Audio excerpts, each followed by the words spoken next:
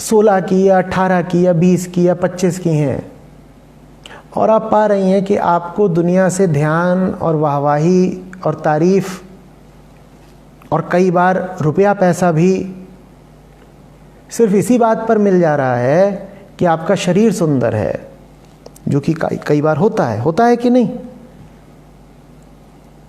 तो फिर आपके पास अब वजह क्या बची अपने भीतर दूसरे गुण विकसित करने की, जीवन में ऊंचाइयां और उपलब्धियां हासिल करने की? लग जाती हैं। ऐसा संभव है कि आप ऐसा कहने लग जाएं कि भाई मेरी तो देह सुंदर है, चेहरा मोहरा आकर्षक है, मुझे तो इतने से ही सब कुछ मिला जा रहा है। देखो, बहुत बड़ी बड़ी उपलब्धियों वाले पुरुष भी मेरे पीछे कतार लगा के खड़े हैं, तो मैं करूंगी क्या उपलब्धि? बहुत जिन्होंने बड़ी बड़ी शिक्षाएं ले ली, वो भी मेरे आगे नाक रगड़ रहे हैं, एक घुटने पर बैठे हुए हैं और कह रहे हैं बस अपना हाथ दे दो। और ये वो सब लोग हैं जिन्होंने बड़ी ऊंची ऊंची शिक्षा पाई हुई है। तो मुझे क्या ज़रूरत है बहुत ऊंची शिक्षा पाने की? इतनी मेहनत कौन करे?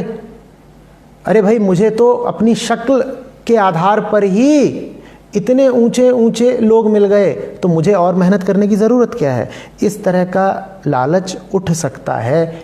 इस तरह के लालच के विरुद्ध खबरदार रहने की, सावधान रहने की बहुत ज़रूरत है सब स्त्रियों को।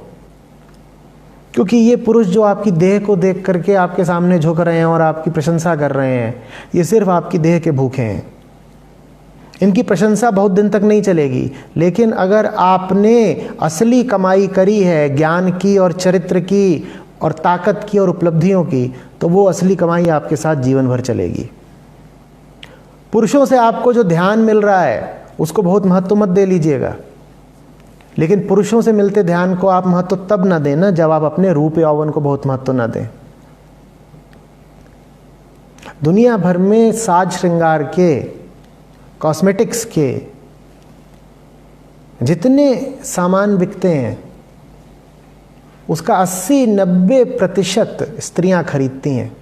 ये प्रतिशत, ये क्षेत्र जिसमें ये 80-90% का आंकड़ा है, उन बहुत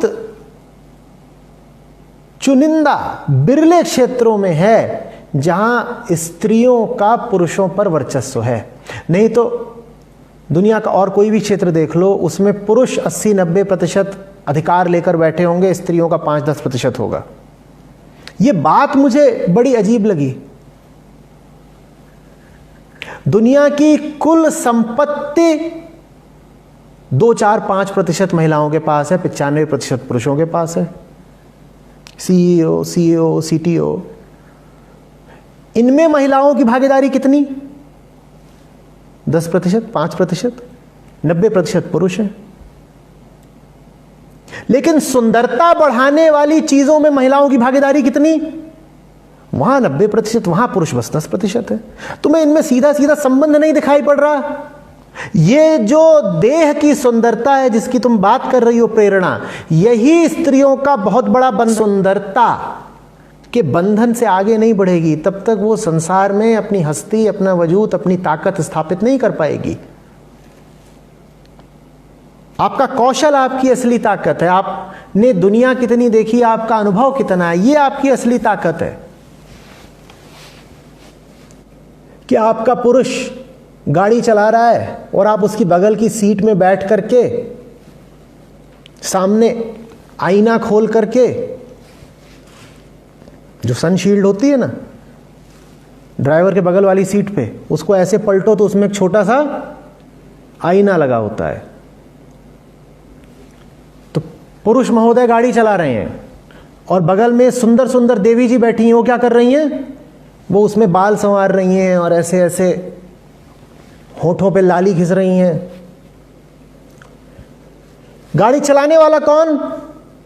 और वो गाड़ी है भी किसकी? पुरुष गाड़ी खरीद रहा है, पुरुष गाड़ी चला रहा है, और देवी जी का काम है सुंदरता निहारना। आप सुंदरता ही निखारती रह जाओगी तो आप जीवन कब निखारोगे? अर्जित करो। दूसरे की गाड़ी में बगल में बैठ करके लिपस्टिक घिसना, न ताकत की बात है, न गौरव की बात है, और इसमें कोई सुंदरता भी नहीं है। गाड़ी तुम्हारी होनी चाहिए, गाड़ी तुम्हारी होनी चाहिए, स्टीयरिंग भी तुम्हारे हाथ में होना चाहिए।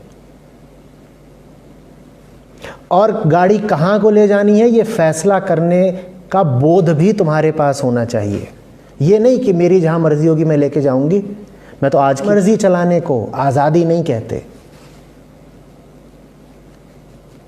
ये कोई लिबरल बात नहीं है कि न जिंदगी समझी न जानी। ओम शंभो